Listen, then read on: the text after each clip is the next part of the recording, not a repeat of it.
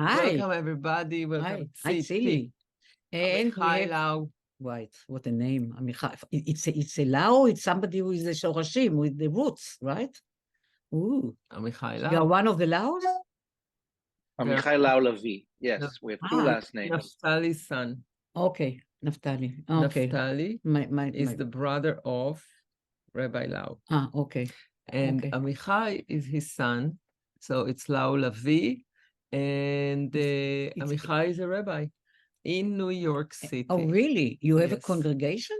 Yes. Yes. But very unique congregation. Amichai, Wait. can you please tell us a little bit about your congregation, because not everybody knows. Okay. Shalom, Tzipi. Shalom, Tzili.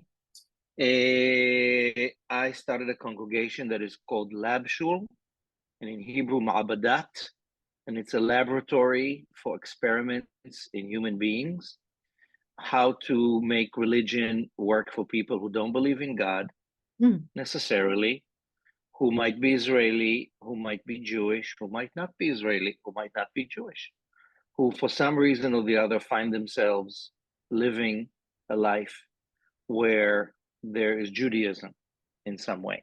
And because it's the 21st century, some of us are queer and many of us are feminist. Some of us grew up Jewish, some of us married Jewish, many of us are Jewish. So Shul is everybody friendly. You want to be here, welcome. We're not going to ask you where you're from, who you are, or what you believe in. The island of sanity. Very creative. Island of sanity. Sometimes. Wait, what? We come from the nowhere. I know where we come from. That's why I left there many years ago, because I grew up in a very religious home, in a very Zionist home. And I grew up in a home where expressing my thoughts about religion in a different way were not so encouraged. And when I came out as gay, that was a real deal breaker. So I had to find a reality where I could be who I am. And I was curious to see what is happening in the United States for Jews who are not necessarily Orthodox and could be a lot of different things. So in 1997, a year after Bibi became prime minister for the first time, it was the Bnei Yeshurun still existed already. Bnei Yeshurun was the first place where I worked in New York City. With what his name, Rabbi Matalon, Oli Matalon. I loved him. Okay, so you did come to. Okay. So that's the beginning. I came here in '97. I created a theater company called Storahtelling that's about reimagining the Bible through our political modern eyes and challenging the text so we don't have to be beholden to the past. And then slowly the Storahtelling theater company grew and grew from being a theater company to being a community. And then 12 years ago, we decided that it's not just going to be a community, it will be a congregation. And we can reimagine what happens in a synagogue. Who leads a synagogue? Who comes to a synagogue? How often do we meet? Where do we meet? A laboratory. Everything is played with. And that's where we are. Amichai, unbelievable. You know, with everything that is going on in Israel, and with the need to redefine the Jewish homeland in a way, and with the American Jewish world shaking because of that, how do you explain your congregation what's going on? To my congregation? No. Oh, to your congregation. Yeah, look, I think the confusion is general. I think for most American Jews and the people who live with and love American Jews, what's going on in Israel is far away, and people are seeing headlines. The three of us obviously are from Israel. We're very connected to Israel. We read Israeli papers and we know the backstage. So we understand the nuance, and we understand that the current government that Bibi put together is a legitimate, authentic Israeli voice, but it's also a very problematic and dangerous, authoritarian. It represents some of the worst things in Judaism, from the extreme religious to the extreme political right, to people who are not in favor of democracy who are misogynists and anti-women, who are homophobe and anti-gay, and who are, of course, xenophobic and anti-Arab. So the Israeli experiment is in danger. Mm-hmm. For most American Jews, that's too complicated. Yeah. So Emotionally, even though we've been protesting, knowledge-wise, even okay. knowledge. that's a good question. I think both. I think the fact that for a lot of American Jews who are, let's say, 50 or 40 and younger, the only Israel they know is really the Netanyahu kind of Israel. The occupation is a fait accompli. I grew up, I was born in 1969. My mother wanted another child after 1967, which was for her messianic.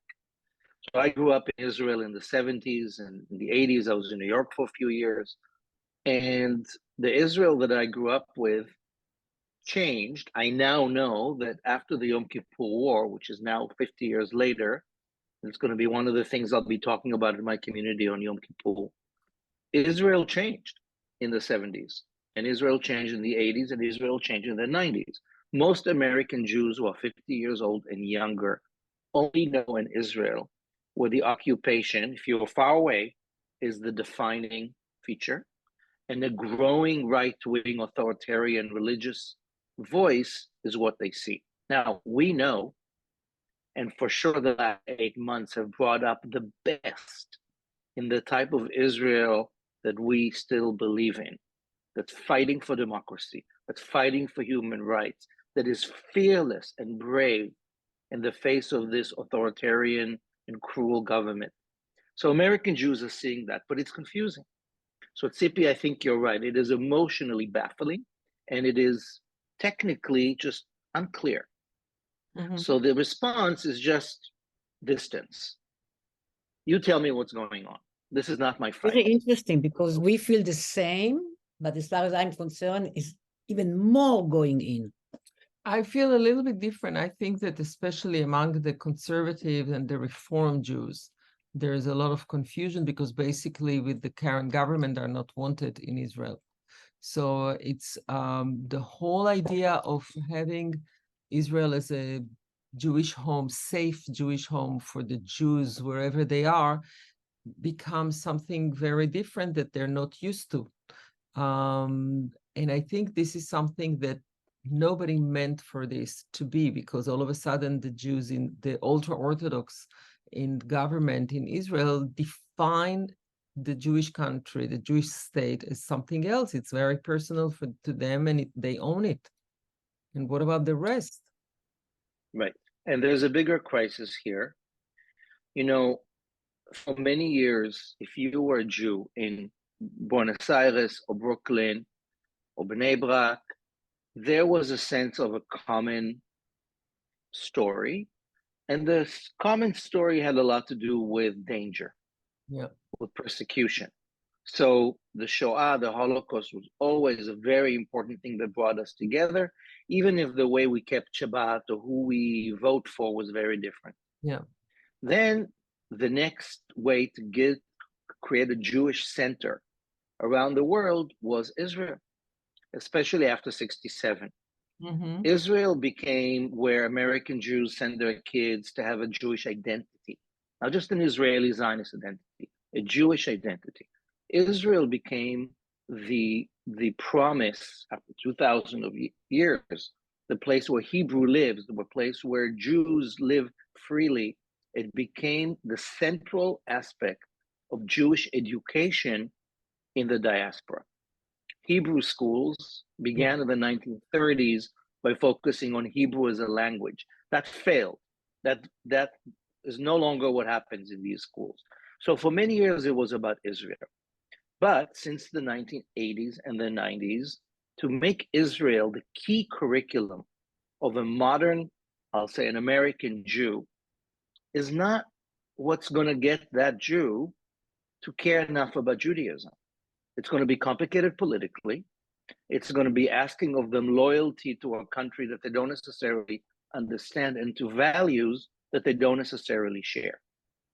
So increasingly, and now for sure, if you're asking for an American Jew in their 20s to figure out why be Jewish, the answer should not be, oh, Israel. The answer should not be the Holocaust.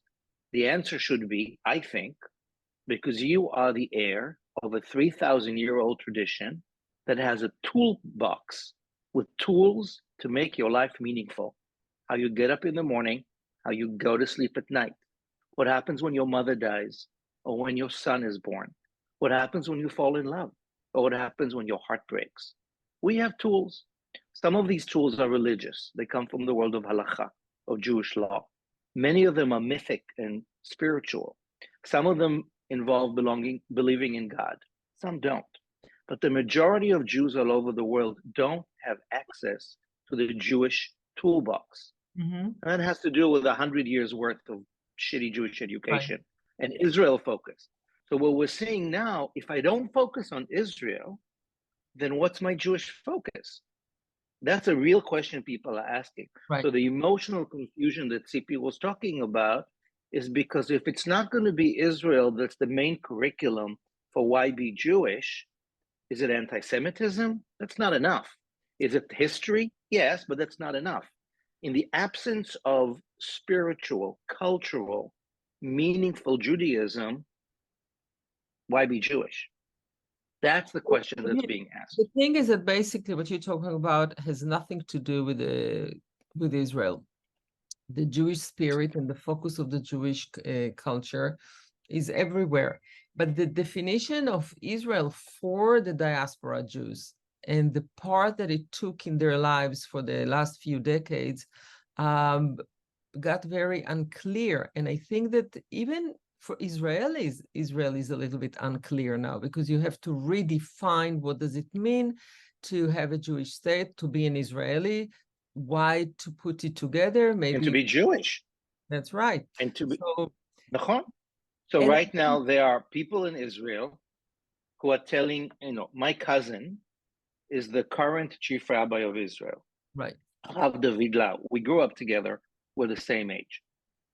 He, is 10 years almost up, and his father, my uncle, was the chief rabbi before him. He wears a black hat. Yeah. He's an ultra-Orthodox Jew. His religious politics are very different than mine. Mm-hmm. And that type of Judaism is the type of Judaism most Israeli Jews know to be the authentic Judaism. That is different than the United States, right, where there are so many other ways of being a rabbi or being Jewish, and there isn't a monopoly that forces you to go through the Orthodox Judaism. right. So more and more Israelis, especially now, are saying, wait a minute, I want to be Jewish, but I don't want to be that kind of Jewish. Mm-hmm. I want to be a liberal Jew. I want to be a feminist Jew. I want to be a woman or a trans person or whatever it is and be Jewish. And so what we're seeing that's happening in Israel, influenced by what's happening here, is that there is a revolution, a rebellion against Orthodox Judaism. I think It's that liberal. The thing, they try now more to divide between Judaism and Jewish and Orthodox Jewish life, because Judaism is one thing and the ultra-Orthodox or the Orthodox Jews are another thing. And Israel was basically built based on Judaism, on the Jewish idea. So you need to find a new way to define Israel and to see what comes out of it. Meantime, you have many generations that were born in Israel and they're Israelis and this is their homeland. And they define themselves as Israelis. It has nothing to do with either Jewish or not Jewish, because automatically, Of course I'm Jewish, but I'm an Israeli in my identity. That's right. So the question is basically how you define a country that half of it is so different than the other, and it's based on Jewish identity. So do you know who Arthur Finkelstein was? Sure. And you may have known him. Allah yarachmo. Complicated character, to say the least. Arthur Finkelstein gave Bibi a terribly smart advice many years ago. He said to him, the question you need to put in the front of your campaign is, what are you more, Jewish or Israeli? Yeah. Yehudi or Israeli, and he created this false but authentic historical either or. And Jewish meant pro-state, pro-land of Israel, Judaism religiously as the Orthodox define it, believing in the God of the Bible, Elohei Tzvaot, that kind of Jewish, or Israeli might like Shabbat and like the holidays and like everything, but secular, right? Yehudi mul Israeli. That's where we are now. Now, here's what's interesting about that question of Finkelstein. Judah and Israel are two very different identities, Jewish and Israeli. It wasn't invented by Finkelstein. One of the things I've been doing the last few years, I decided when I turned 50, which was a few years ago, that I need to read the Bible, the whole Tanakh. I never read the whole thing, even when I became a rabbi. And I needed to read it because I want to understand where we come from. Not just the headlines, but really read chapter by chapter. There's a beautiful project called 929, where if you read all 929 chapters of the Bible in order, it takes 3.5 years. So it's now in the third cycle. I'm doing it. I'm posting every day. I have a blog called Below the Bible Belt, in which I try and find the secrets underneath what the Tanakh has to offer us. My brother, Rabbi Amichai Lau, started this project in Israel. So about a year ago, we were reading the books of Kings, and I started learning about the history of the Northern Kingdom and the Southern Kingdom, Yehuda v'Israel. Now, most people don't know about this. I did not know about this. We know the headlines. Here's the history. For 200 years, which is the longest time our people were on the land we called Israel for a consistent amount of time, the only way we survived was by being split up into two kingdoms. The Northern Kingdom, Malchut Israel, the kingdom of Israel, and the Southern Kingdom, Malchut Yehuda, the kingdom of Judah. Judah was one, maybe two tribes. It included Jerusalem and Hebron. It was a hilltop, small minority of people who were very excluded from the rest of the region. They believed in one God, in one temple, in one area. They were the Yehudim, the Judeans. Meanwhile, Mamlechet Israel was 10 tribes, millions of people.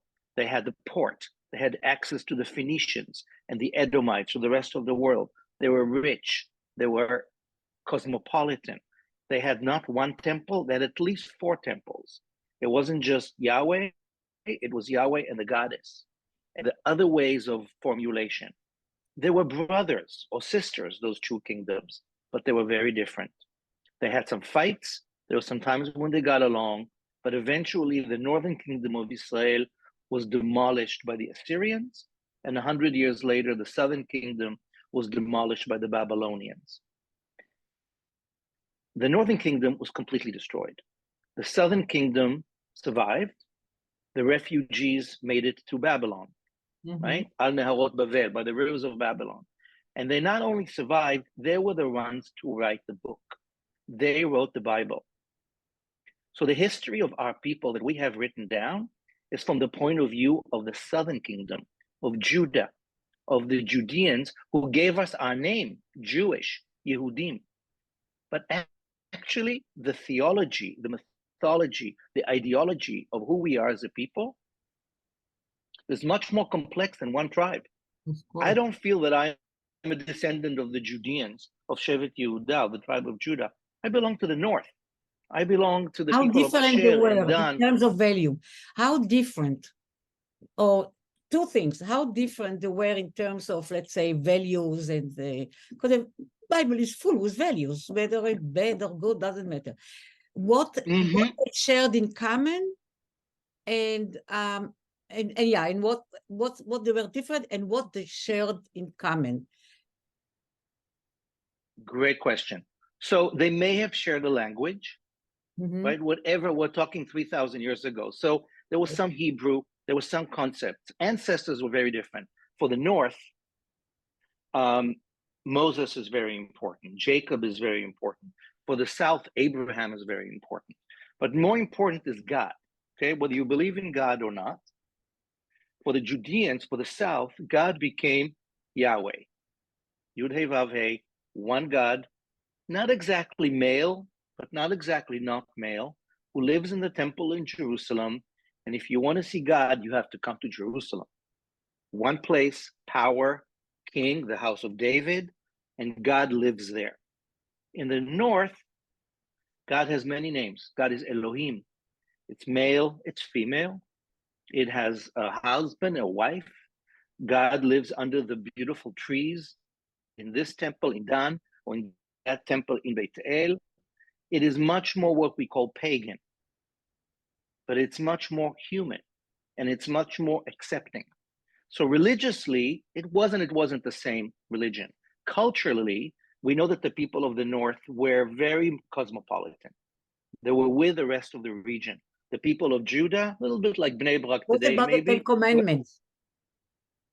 It's a good question, Tzipi. The Ten Commandments come later, because by the time the Torah gets written by the people of the South, they take the different versions and make one version out of it. We're not sure that the people in the North had the Ten Commandments as we know them. It took time to consolidate. The point is, and this is a long, the notion of Judah and Israel is a fascinating question. But where we are now in 2023, if you're looking at many of the posters the protesters are holding up in Tel Aviv and in New York, if you're reading op-eds in Haaretz or in other papers, you see that Israel in Yehuda keeps coming up. Because actually, de facto, call it what you want, and I'm not sure it's the only solution for where we are right now, but in Israel and in the Jewish world are two very different groups. The group that says what's in the Bible, what God says, what Jewish law, what the male rabbis say, that's what there has to be. The land is really important. Fear is really important. We're going to stay behind the walls of defining Jewish. And then there's many of us who say, look, fear is real. The land is important, but human life is also important. And how we get along with each other is really important. And women's rights is really important. And gay rights is really important. We are not who we were. We keep evolving. The only difference between my cousin and me, we both believe in a Jewish life that's meaningful. He believes in guarding the tradition as it was. He's loyal to our grandparents, which is great. I like that. But here comes me, right? So I'm a gay man who came out in the 1980s. Had I lived 100 years ago, 75 years ago, I would not have been able to be out, right? And like many other gay people, I either would have married and made my wife miserable, or many others, I would have committed suicide, which is still happening. So thank goodness I'm living in a time where I can be both gay and Jewish and a rabbi. And there are so many women who are saying, I don't have to live in a society where I have to cover myself up, where I have to cover my body or my sexuality. I can be both. So this conversation right now is between the Judaism that insists on keeping things as it was, patriarchal, misogynist, whatever, and the rest of us who are saying, yes, but you can take what the past was and make it come alive. In some way, this is the debate between Judah and Israel. Does it mean that Israel needs to split into, I keep saying what we really need is a fourth state solution. You need a liberal Israel, a religious Israel, a liberal Palestine, and a religious Palestine. Hamas, Palestine, Bnei Brak, Tel Aviv. Maybe. I don't think it's a feasible solution. But I think realistically, we need to understand that even though we are one people, we have very different ways of being who we are, and we have to respect that. And if we don't respect each other's ways. But if you go back to Judah and Israel, in Israel today, basically one country can survive and the other one cannot really survive security-wise, because basically all the services that the ultra-Orthodox get is from us. So how do you put it together? They will not be able to support themselves. And this is a technical question, though. This is not as long as what he was talking about. It's not, because basically the whole essence of the ultra-Orthodox community in Israel is to be able to be free to to follow their old ways. They will and not. They will have to survive, like they survived as Judah. Correct. So we will not support. They They will will find a survive. way to support themselves because But how the do you- Torah is more important than anything, and they will survive. But how do you introduce Israel to those who basically say we're Israelis, we're not Jewish, or it's more important for us to be Israeli and not Jews, when Israel basically is based on the fact that everybody is Jewish? The Israelis, when Well- they say they're Israelis, take for granted that they're Jewish. They don't say Yes, we are not it's- Jewish. No, They no, take it no. for granted. No, many people say, I want nothing to do with this. I want nothing to do with Orthodoxy. But they will say I want- they're Jewish. Yes, but they don't care for that. And Yeah, it's right. not, Yes, that's not important, right? they don't care for that. We are absolutely in a moment of change. We're a moment of evolution. First of all, let's not forget that Israel has between 22 and 25% of citizens who are not Jewish. Right. And the big question here, can Israel be a democracy and is also Jewish? The only way for Israel to be Jewish and democratic is if we reimagine Jewish. Because right now, the Jewish that is defining this government is the kind of Jewish that doesn't want democracy. Because Jews are more important than people who are not Jewish, and men are important than women, etc. That is the Ben Gvir, Smotrich kind of Judaism that people like me are fighting as much as we can, because that Judaism belongs to the past. It no longer represents most of us who are living in the liberal world. Right. So for lots of Israelis who are damaged and baggage by that kind of Judaism, they come to the United States and they're like, oh, wow, you can be Whatever you in want. a place where there's, well, not just whatever you want. You can be it's ultra me, religious and Shabbat still is- be with women. Yep. be with women, that there's music, that it speaks to my heart, that it addresses my values. And there are more and more Israeli Jews in Israel, whether they come from the Reform movement or from grown Israeli experiments, who are doing Yahadut, Judaism, be'ivrit, with Hebrewism. It's not just a language, right? It's a very new phenomenon. You know, when I left in the late 90s, I could count on one hand the number of congregations that were exciting, that were trying to do Jewish in Hebrew. Most of them had a heavy American accent because the liberal rabbis came from the United States. And I, as an Israeli, was like, I don't want to do Jewish with an American accent. I I always ended up going to the I United will grow up in Israel, and they Joshua will be. Joshua. I will be exposed to them, and all of us will be grow up in like Joshua. Bnei So Joshua. That's true. Nachon. we will Nachon. have religion. So that's why Tzipi, Baruch Hashem, I like to say, there are more and more of us all over the world who are saying, ho, ho, ho. Let's reclaim what we think Jewish life can be about. And the Bible that we inherited, the Jewish law that we inherited, yes, it's thousands of years old. And like Christianity and Islam, it's very patriarchal. Men are in charge. God is a man. The laws were written by men, for men, and you two, who are women, and I, who's a gay man, are not the main recipients of the exclusive club. Well, thank you very, very much. Since the suffragettes and since the 1920s and all the traumas we've been through, we're changing the laws. Right. And patriarchy is fighting hard. You've seen Barbie, you know what it's about, right? The world is fighting hard against the changes. And that's what we're seeing now. And it has to do with the politics of that Israel is for Jews and not for Arabs. It has to do with the land, even though there is room for everyone. It has to do with all the anti-women laws that the government is trying to pass. All that's happening. At the same time, there are so many exciting changes that are happening. We'll have More to and bring more out. Jews.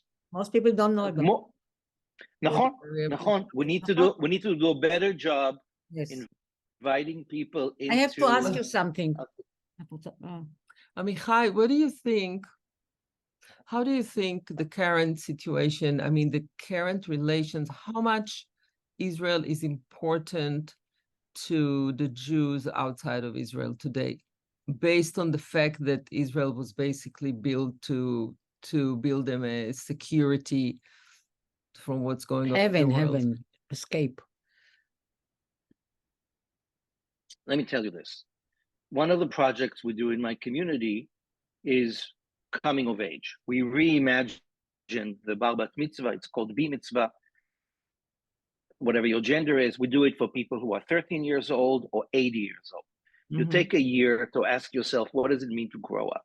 Who do I want to be when I grow up? It's especially exciting with people who are not 13. It's a different story. But we do about 12 to 18 months of a program. You imagine your own personal history. You ask questions about your values, and you ask questions in a small group about what does it mean to be a Jew? What does it mean to have religion or culture or anything in your life? Now, especially with the kids, with the 13-year-olds, we have about 45 hours where this kid is going to be spending time with one of the teachers, with me, as they're asking these questions. 45 hours, okay, in the course of a year and a half, plus homework and all that. So the question is, in those 45 hours, a kid comes to me, 12 years old, dad is Jewish, mom is not, or the other way around, or one, two dad, whatever it is. This is the first exposure to Judaism. In 45 hours, what are the must-haves? So that kid walks away feeling good about their life, feeling empowered to take on life, feel like that they are part of a rich culture that has something to offer them, knows a little more about history, knows a little bit maybe language, feels like, oh, this is something that can be meaningful in my life, instead of blah, blah, bullshit, mumble some words in Hebrew from the Torah that they'll never remember again. So the question in the 45 hours that we have, how many hours are we going to talk about Jewish history? How many hours are we going to talk about Israel? How many hours are we going to talk about personal identity? How many hours are we going to talk about big questions? Does God exist? For your average American Jew, Israel is not on the top 5 list of priorities. Okay. Because they're going to become a Jew, or they're going to consider their Jewish identity or their mixed identity, where Jewish is part of, whether Israel is there or not. Israel is not the top 5 topics. It might or might not make it as a major conversation. I agree with them. It's the next step. Now, here's a place where I'm sad about. I wish that I had more time with these kids, but I'm competing with soccer and with video games and with high school and everything else. And I wish that Hebrew, the Hebrew language, השפה העברית, would have a better chance but not Israel. of being part of their life.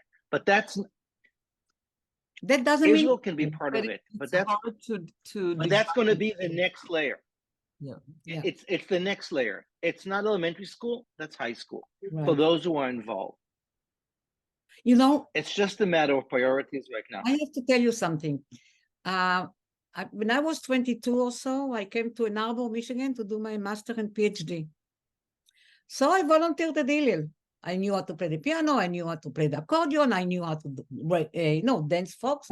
So I became popular among the Jewish, Hillel or not Hillel, it's not a big place in Ann Arbor.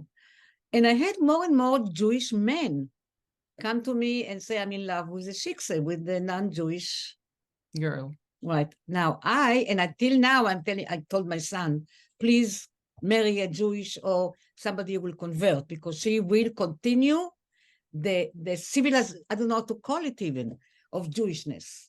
Like Armenians, you cannot just erase it from the history. The same with Judaism. We have to keep that, Judaism.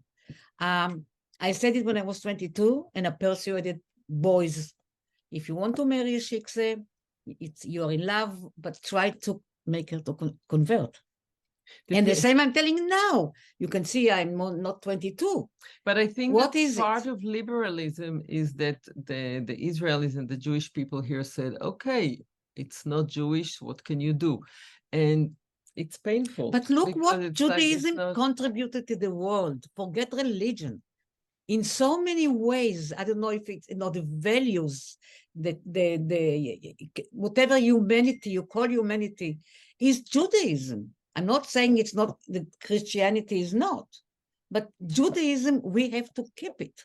We cannot just give our hand to the distinguish of something so larger than each one of us in Judaism. So I'm not talking religion. So the question, Nahon, I hear you. So the question is, what is that? So for instance, and I want to talk about the marriage issue because I'm going to throw a little bomb your way.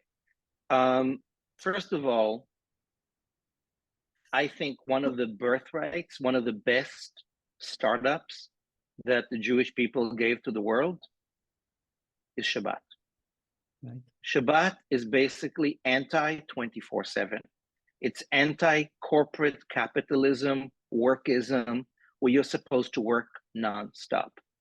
We can even think about it today. And Friday also for Muslims. But the Jews, what the Jews created, that then became Friday, and then became Sunday, then became the weekend in the West, and still for so many people is like a great concept that I don't understand is sacred rest. I don't care how you keep Shabbat, but the fact that you come home on Friday and there is a dinner, and you sit down and you change your shirt and you bring flowers, you turn off your phone, whatever Shabbat is about, it is about radical rest.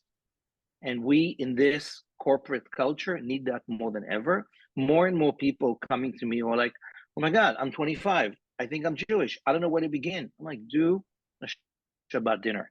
Don't worry about the kiddush, the words, the this, the that. Start understanding that one of the tools in our toolbox is about rest, about soul, about breath. Start there.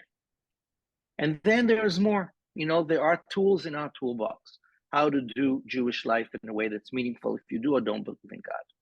Now, I want to say something about the marriage issue, Tzipi. 72% of American Jews are choosing to get married to whoever. I know. And very small percent of the people who they marry become Jewish and convert. Okay. So on the one hand, we can tear out our hair and say, okay, but here's the good news. Okay. The good news is my son found a Jewish girl, first of all. Mazal tov. Yeah. But Yofi, took me time. Here's what's going on here. The majority of American Jews and also Israeli Jews all over the world, number one, the reason why they don't prioritize a Jewish partner is because they don't feel excited about Jewishness.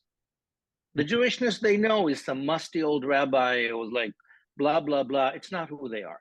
So we have a problem to create, forget anti-Semitism, to make pro-Semitism, to create a Judaism that matters to me. And therefore, I want my partner to care about it as well.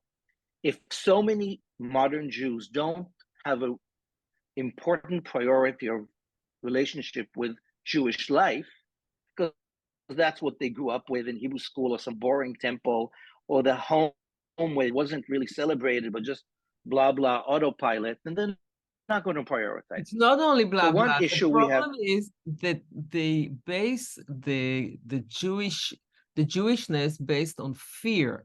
You'll have anti-Semitism, Israeli security. And it's not fear. So it's not the right way to keep culture, you know.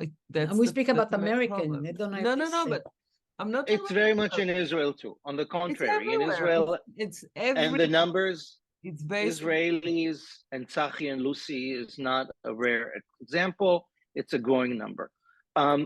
There is. He's in Israeli. I'm very involved in what's happening there. But what's happening is, and it's going to only grow, that you can either be either or, right? You're using the word shikse or non-Jew. I don't like to use the word non-Jew for the same reason that I'm not going to call both of you non-gay, right? You're not non-gay. You are what you are. It's ridiculous that a minority will call everybody else by what they're not.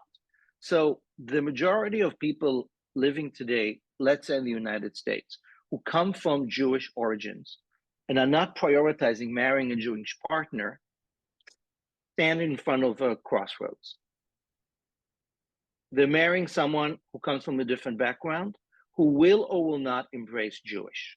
Mhm. That partner will embrace Jewish if the kind of Jewish that the Jew has is vibrant, has something to say to their lives. They're going to walk away if the Judaism is not important. So my job as a rabbi is to meet these couples, and I meet them every day, And I know say, them. hi, welcome, welcome. I will welcome you as you are. It's my job to get you excited about what Judaism has to offer your life, whether you become a Jew or not, whether you were born a Jew or not. And I will officiate your wedding if you want to make sure that Judaism has a room at the table, a seat at the table. I'm not saying Judaism has to be the supreme and only identity, because it won't be for the Jew or for the person marrying them, but I'm inviting you to be in conversation with it. And if I'm coming with sever panim yafot, with a real welcome, if I'm inviting them in, then what I actually do, instead of losing the Jew into assimilation, I am gaining another partner who's curious about a Judaism that's meaningful to their lives. But basically, what we're what you seeing do, more you and more, change the whole attitude about Jewish life and Jewish people, because basically instead of fear, it's not only I'm the coming with fear, love. it's fear, No, it's like the fear that but we're going to also lose the Jews, we're going to lose the right, Jews. You're like, the no, fear, and let's figure out how to come from that.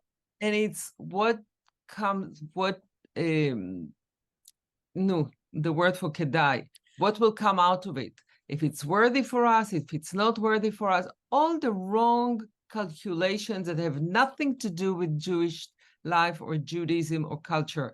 And if you get together with somebody who really don't care for that, so of course it will go away. And I think that but this is also, about how you base the culture in Israel, how you base the relations with the Jewish world outside of Israel, what it based on, how we see the diaspora, how the diaspora sees us. Nothing is in the right place. Yeah, Nothing. But until I came to your Passovers, and I don't know for how many years, Passover in my house here in New York was faculty members mixed for years.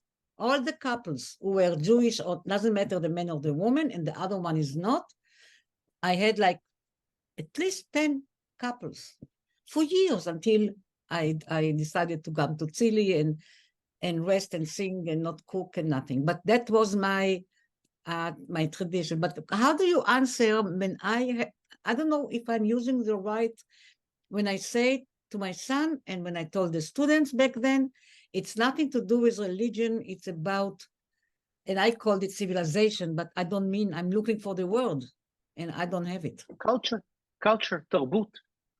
So I can tell you right now, I'm 54 years old. I'm recently single. You look much younger. Toda, amen, selah. Everyone looks good. And I'm single, and I'm trying to date. If you have ideas, I'm open. And it's clear to me, I don't care so much if my next partner is Jewish, because my identity is Jewish, my children are Jewish, but I really miss Hebrew. I want Ivrit in my intimate household. And the last partners I had, not all were Jewish and not all spoke Hebrew. Many years ago, yes. So that's not about religion, Tzipi. That's about civilization. Right. It's about culture. It's about culture. And Hebrew it's is about a culture. Intimacy. It's poetry. It's slang. It's music. It's the nuance. And so what I say to a modern American Jew who wants to marry their beloved, Jewish or not Jewish, is first of all, find common ground around the things that will matter to them. Now, this is a much longer conversation, but your average American Jew shows up 3 times a year for Jewish life. Okay, you already mentioned one of them, Pesach. Okay, your average American and Israeli Jew, Pesach, Yom Kippur, and going to somebody's bar bat mitzvah. This is the 2020 Pure survey. So if a Jew comes to me and he wants to marry somebody who's not Jewish, and I say, okay, if you're going to have Pesach, and you're going to bring your spouse with you, if you're going to come to Yom Kippur or do something on, as a person who wants to reflect on your life and you will attend. And you can still Maybe not. if she wants, or he. Maybe. But let's not say no. Let's say yes. Let's welcome you in. And I'll tell you one more thing. You know, as you can tell, I love history. When I became a rabbi in the conservative movement some years ago, I had to make a decision. Am I going to officiate weddings between people who are Jewish people or not, which is the majority of my community and the life I'm living? Or am I going to stick to the conservative Orthodox Jewish law that says a rabbi does not officiate intermarriage? So I spent a year researching and I came up with a proposal, which I'm calling the joy proposal. A joy is somebody who's not a Jew and who's not a goy. He's a joy. Amazing. It's the middle. Now, I made up the word based on someone taught me, but it's based on an ancient Jewish concept you may have heard of called ger toshav. Ger toshav is an invention of the rabbis from 2,000 years ago, when Jews were living in Alexandria, in Rome, in a very cosmopolitan context, and some people who were not Jewish joined the Jewish community, but did not become Jewish. They did not convert. They weren't religious Jews, they were cultural Jews. So the rabbis made up a term called ger toshav. It's like a permanent resident. You're not a citizen. It was a very small number. There were very limitations on what it means to be a ger toshav. It exists in the rabbinic toolbox in the halacha as a tiny, tiny loop. So I thought, why not take this tiny loop and adapt it to our reality, where if 70+% are choosing to marry people who are not Jewish, but they might be in the family. We just have to add a status. It's not binary, Jew or non-Jew. It's Jewish, Jew-jacent, it's an ally. And if you're inviting these people in, then we're not losing the Jews, we're gaining more people. I agree with you. And that is a strategy that I'm still holding on to. And I can tell you that now I'm doing Bar Mitzvah for the third daughter of a couple whose wedding I did 16 years ago. And she isn't Jewish. Father is, according to Orthodox halakha, they're not Jewish. But they're part of my community. For them, Judaism is how they live their lives. So we have to just expand our definition. Why don't you, just what last one, why don't you, and one of your family was was religious, right? Why don't you come in together and open the door? Well, first of all, my ultra-Orthodox family and I have to be in the same room and have a conversation. Oh, really? It's a little complicated. I mean, it's not. Oh, sorry. It's No. I was hoping that God opened the door to both of you, and here you are, bursting into the sun together. It sounds easy, and it's not. Honestly, I honestly believe that everyone should celebrate its Judaism the way they are, the way they choose, the way it works for them, as long as they can do it based on the main ideas. But it has to be really adapt to their life so they can have it and not lose it and not being thrown out of the community. It's really pity that the rules are so rough, or one side doesn't accept the other. But Amichai, we're ototo in Rosh Hashanah. Tell us something. Moderni. I'll tell you something. First of all, Moderni, I say every morning. Me too. And starting the day with gratitude is great. Starting the year with intentionality is also very good. I'll give you a little tip. I don't know where you are for Rosh Hashanah. You're invited to come join us. Lab Shul is going to be in downtown New York City. And I don't know when this podcast is coming out, but I'll tell you that what I'm going to be talking about on Rosh Hashanah is the song that has been the key song of the protest for democracy these last 9 months. And that is Kol ha'olam kulo gesher tzar me'od. The whole wide world is a narrow bridge. Wow. Now, I'm sure you know the rest of the words. How does it go? Right.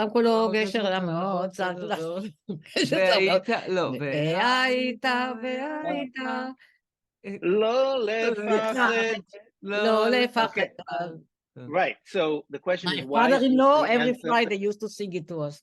We were amazing, and we were laughing. It was like so.